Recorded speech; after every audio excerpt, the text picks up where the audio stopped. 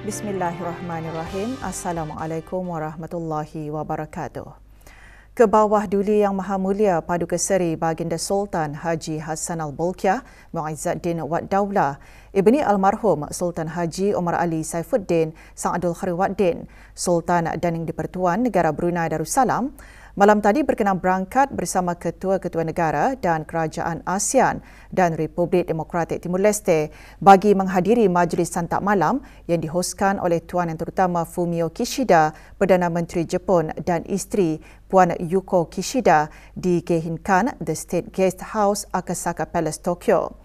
Berangkat mengiringi Kebawah Duli Yang Maha Mulia, Duli Yang Teramat Mulia Paduka Seri Pangeran Muda Abdul Matin.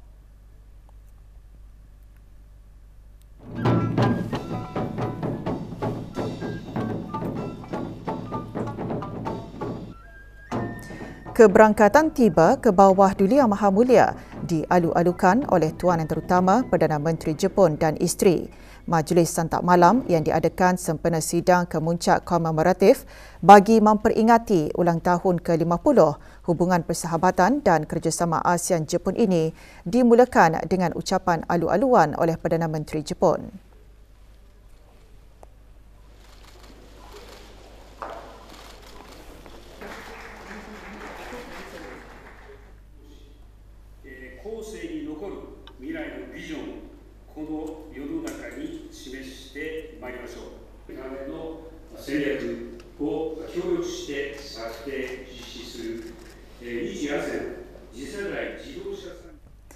Terdahulu, Kebawah Duli Yang Maha Mulia Paduka Seri Baginda Sultan dan Yang di-Pertuan Negara Brunei Darussalam berangkat menghadiri working lunch bersama Tuan Yang Terutama Fumio Kishida, Perdana Menteri Jepun, yang berlangsung di Prime Minister's Office, Tokyo.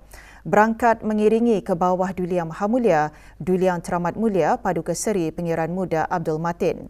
Semasa berangkat menghadiri working lunch tersebut, Kebawah Duli Yang Maha Mulia bertitah negara Brunei Darussalam dan Jepun akan menyambut ulang tahun hubungan persahabatan ke-40 pada tahun 2024.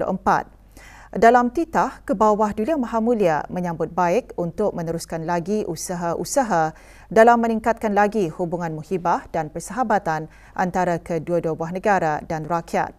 Baginda turut merakamkan penghargaan kerana dapat mengadakan keberangkatan rasmi ke Jepun pada acara sampingan sidang kemuncak komemoratif ASEAN Jepun dan seterusnya menyampaikan ucapan tahniah kepada Tuan Yang Terutama Perdana Menteri Jepun dan Kerajaan Jepun selaku tuan rumah kepada sidang kemuncak komemoratif berkenaan. Baginda menjemput Tuan Yang Terutama Perdana Menteri Jepun dan isteri Puan Yuko Kishida untuk mengadakan lawatan rasmi ke negara Brunei Darussalam sekaligus menyampaikan ucapan selamat maju jaya kepada Perdana Menteri Kishida dan Kerajaan Jepun dalam menganjurkan World Expo 2025 di Osaka nanti. Kebawah Duli Yang Maha Mulia dan Tuan Yang Terutama turut menyambut baik pemeteraian memorandum kerjasama antara Jabatan Perdana Menteri Negara Brunei Darussalam dan Kementerian Ekonomi, Perdagangan dan Industri Jepun bagi merealisasikan peralihan tenaga semasa keberangkatan rasmi Baginda ke Jepun dalam mengukuhkan lagi kerjasama dalam bidang tenaga antara kedua-dua buah negara. Kebawah Duli Yang Maha Mulia juga melahirkan penghargaan atas sokongan berterusan Jepun terhadap ASEAN Climate Change Centre serta dalam program pertukaran rangkaian pelajar dan belia Jepun Asia Timur Genesis, program kapal belia Asia Tenggara dan Jepun Siap dan beasiswa Ministry of Education, Culture, Sports, Science and Technology MAX dalam memupuk persahabatan dan persefahaman yang lebih baik. Perkara-perkara tersebut turut ditekankan oleh Tuan Yang Terutama Perdana Menteri Jepun.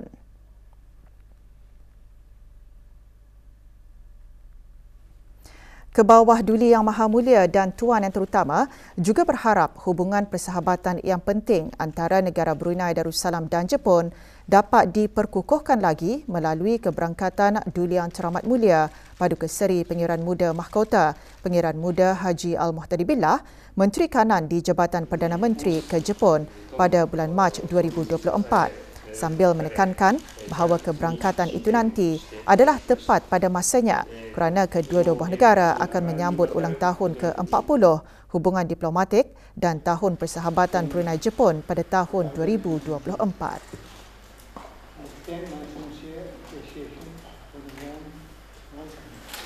and excellent arrangements made during. Selain itu, bidang-bidang kerjasama dua hala antara negara Brunei Darussalam dan Jepun seperti pertahanan dan keselamatan maritim serta perkara-perkara serantau dan antarabangsa termasuk perkembangan hubungan dialog ASEAN-Jepun serta situasi di Palestin juga dibincangkan. Pada penghujung Working Lunch, satu kenyataan akhbar bersama antara negara Brunei Darussalam dan Jepun telah dikeluarkan. Hubungan diplomatik antara negara Brunei Darussalam dan Jepun ditubuhkan pada 2 April 1984. Kedua-dua buah negara mempunyai hubungan yang mesra melalui kerjasama yang baik dalam bidang tenaga, perdagangan dan pelaburan, pendidikan dan pertukaran antara rakyat. Majlis Penandatanganan Memorandum Kerjasama MOC antara Jabatan Perdana Menteri Negara Brunei Darussalam dan Kementerian Ekonomi, Perdagangan dan Industri Jepun bagi merealisasikan peralihan tenaga telah diadakan di Bilik Persidangan Antarabangsa Kementerian Ekonomi, Perdagangan dan Industri Jepun. Menandatangani bagi pihak Jabatan Perdana Menteri Negara Brunei Darussalam Yang Berhormat Datuk Seri Setia Dr. Awang Haji Muhammad Amin Liu bin Abdullah, Menteri di Jabatan Perdana Menteri dan Menteri Kewangan dan Ekonomi kedua. Dan menandatangani bagi pihak Kementerian Ekonomi, Perdagangan dan Industri Jepun, Tuan Yang Terutama Saito Ken, Menteri Ekonomi, Perdagangan dan Industri. Turut hadir Datuk Seri Paduka Awang Muhammad Reza bin Datuk Paduka Haji Muhammad Yunus, Timbalan Menteri Urus Takbir Perkhidmatan Awam di Jabatan Perdana Menteri. Awang Muhammad Nizam bin Haji Ismi, Pemangku Timbalan Setiausaha Tetap Tenaga di Jabatan Perdana Menteri dan Tuan Yang Terutama Haji Syahbuddin bin Haji Musa, Duta Besar Istimewa dan Mutlak Negara Brunei Darussalam ke Jepun.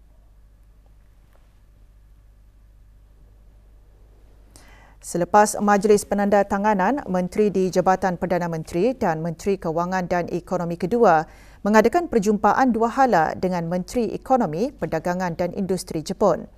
Kedua-dua pihak merakamkan setinggi-tinggi penghargaan atas hubungan mesra dan erat antara negara Brunei Darussalam dan Jepun yang telah lama terjalin dalam bidang-bidang seperti ekonomi, perdagangan dan pelaburan dan tenaga. Kedua-dua pihak juga berharap untuk memajukan lagi kerjasama tenaga melalui MOC yang ditandatangani dalam merealisasikan usaha-usaha peralihan tenaga kedua-dua negara.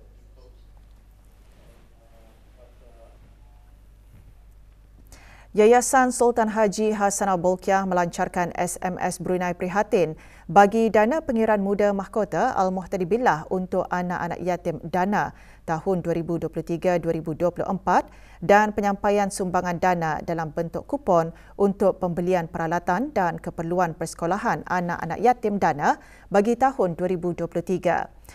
Projek SMS Brunei Prihatin bagi dana antara usaha mekanisme memudahkan orang ramai menyalurkan sumbangan. Selain itu, usaha tersebut meningkatkan rasa pemedulian kalangan masyarakat terhadap anak-anak yatim. Majlis diadakan kemarin di Kompleks Yayasan Bandar Seri Begawan.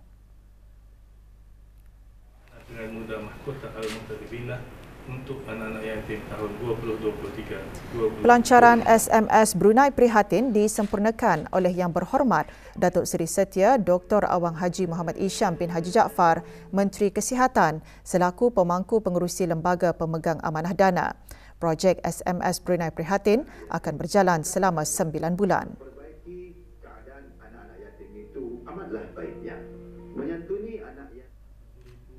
Pada majlis ini juga, dana menyampaikan sumbangan dalam bentuk kupon.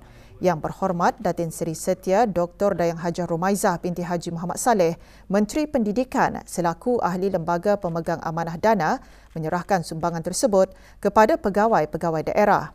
Lebih 2,900 anak yatim di seluruh negara yang berdaftar dengan Sekretariat Dana akan menerima sumbangan tersebut dengan setiap anak yatim menerima kupon bernilai RM70.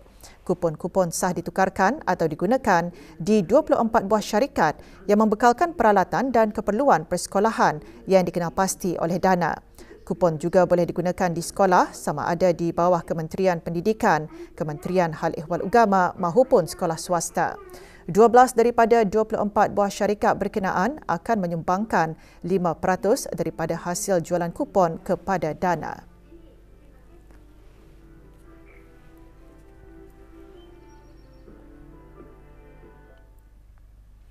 Bagi memeriahkan lagi musim cuti persekolahan akhir tahun, Majlis Perundingan Kampung MPK Ukong menganjurkan Pesta Kampung Ukong 2023. Pesta julung kali itu diadakan di Gelanggang Sukan Kampung Ukong, daerah Tutong sehingga hari ini. Perasmiannya disempurnakan oleh Awang Muhammad Sofian bin Haji Basri, pemangku pegawai daerah Tutong. Juga hadir Ahli Majlis Mesyuarat Negara. Pesta diisikan dengan pelbagai jualan makanan dan minuman, produk tempatan serta aktiviti menarik. Selain memberi peluang kepada para peniaga kecil untuk mempromosikan produk masing-masing, pesta juga bertujuan mengeratkan lagi hubungan silaturahim dalam kalangan ahli MPK dan penduduk Kampung Ukong. Pesta dibuka bagi kunjungan orang ramai bermula 7 pagi hingga 4 petang.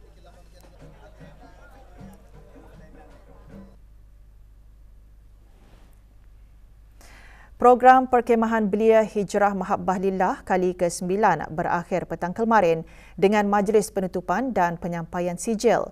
Majlis berlangsung di Dewan Auditorium Universiti Islam Sultan Sharif Ali, Yunisa. Majlis diserikan dengan ceramah motivasi bertajuk Anak-anak adalah amanah dan anugerah Allah Subhanahu Wa Taala, yang antaranya menyentuh mengenai peranan golongan belia dalam membimbing masyarakat ke arah kebaikan dan kesejahteraan. Sijil-sijil disampaikan oleh Dayang Sufinah binti Haji Sulaiman, pemangku penolong pengarah urusan Yayasan Sultan Haji Hassanal Bolkiah. Program perkemahan dianjurkan oleh Yayasan Sultan Haji Hassanal Bolkiah dan dikelolakan oleh Kumpulan Al-Qudwah Yunisa sempena sambutan Maulid Nabi Muhammad sallallahu alaihi wasallam.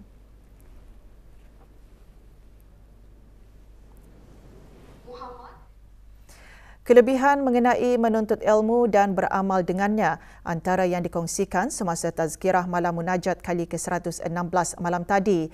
Anjuran Kementerian Hal Ehwal Agama dengan dukungan khas Program Khidmat Bakti Negara PKBN pengambilan ke-12. Bacaan Saidul Istighfar dan Surah Al-Fatihah dipimpin oleh Meja Besara Awang Haji Muhammad bin Dollah, pemangku pengarah Khidmat Bakti Negara. Acara diserikan dengan penyertaan 470 pelatih PKBN pengambilan ke-12 bersama 150 pegawai, jurulatih dan tenaga kerja PKBN. Turut menyemarakkan majlis, ahli jawatan kuasa takmir dan jemaah daripada 73 buah masjid termasuk surau dan balai ibadat di seluruh negara.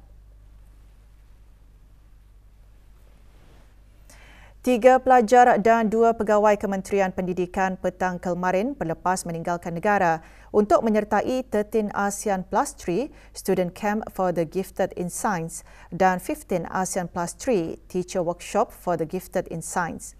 Bertemakan Sustainable Science and the Role of Scientists, program anjuran ASEAN Plus 3 Center for the Gifted in Science ACGS dan disokong oleh ASEAN Secretariat akan diadakan pada 17 hingga 23 Disember ini di Seoul dan Gyeonggi Province, Republik Korea. Program bertujuan mengumpul pelajar yang berbakat dalam bidang sains dan teknologi untuk bekerjasama dan menunjukkan kemahiran dalam persekitaran mencabar. Para guru juga berpeluang untuk menghadiri seminar dan bengkel serta berbincang untuk mendapatkan idea-idea baharu menerusi aktiviti yang diatur oleh ACGS. Diharap pelajar-pelajar ini based on orang punya pengalaman di sana akan dapat meminati bidang sains dan teknologi dan seterusnya akan dapat mendukung wawasan Brunei 2035. Menyelesaikan diri dalam beberapa pelbagai situasi-situasi yang saya akan menghadapi pada masa hadapan, mengaplikasikanlah ilmu yang saya mendapat daripada bengkel ini. Sempena Pesta Disember Brunei, Teroka Lokal mengungkayahkan aktiviti santai di Kampung Air Cultural Tourism and Gallery. Aktiviti seumpamanya bertujuan menggiatkan pelancongan dan memupuk kerjasama peniaga tempatan dan pihak-pihak berkepentingan. Pelbagai aktiviti diadakan sehingga hari ini seperti permainan pasang dan congkak, kuis trivia kenali negara kita ni dan pertandingan mewarna bagi kanak-kanak 12 tahun ke bawah. Santai di KSCTJ ini adalah merupakan salah satu kolaborasi dengan salah satu kerajaan tourism Brunei. So kami pelajar-pelajar alumni UBD dari UBD Startup Center ada melakukan kolaborasi untuk mengadakan event Santai di Kataan ni bertujuan untuk mendedahkan lagi Kampung Air Galleria ni supaya orang Brunei tahulah yang mana Kampung Air Galleria ni adalah salah satu khazanah-khazanah tersembunyi di Brunei. Teroka Lokal Komited Memelihara Khazanah Warisan yang ada di negara Brunei Darussalam dengan menganjurkan pelbagai acara dan inisiatif ke arah mempromosikan budaya agar ia dapat diakses oleh pelawat tempatan dan luar negara.